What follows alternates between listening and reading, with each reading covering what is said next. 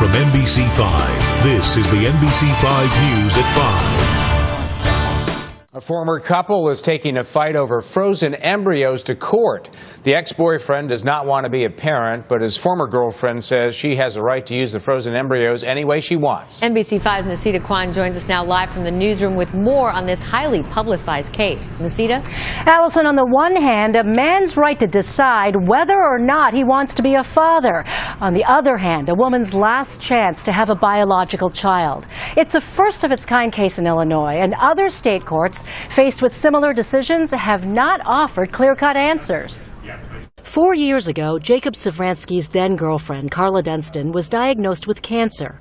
In a matter of weeks, they agreed to create frozen embryos together because the cancer treatment would destroy her fertility. It was a whirlwind of emotion.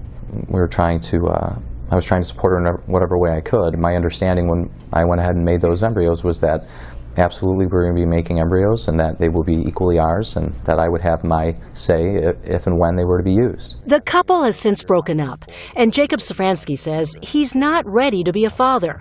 In court, lawyer Brian Schroeder argued that his client has the right to say no to using those embryos and a contract that says so. The consent form that the parties signed specifically said that both of them had to consent to any use of the embryos, and that provision was actually directly discussed with them. But Carla Dunston's lawyers argued that Dunston's then-boyfriend could only have created embryos with her for one reason, so she could have a biological child. And in an email, lawyers say Carla relied upon Jacob's repeated promises that she could use those embryos to have children. What Jacob is really saying is that he should be able to change his mind about whether Carla can ever become a biological mother.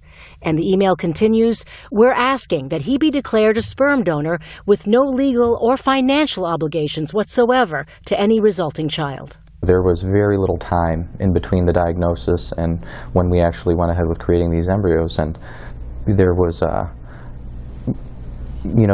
conversations that probably should have been had weren't.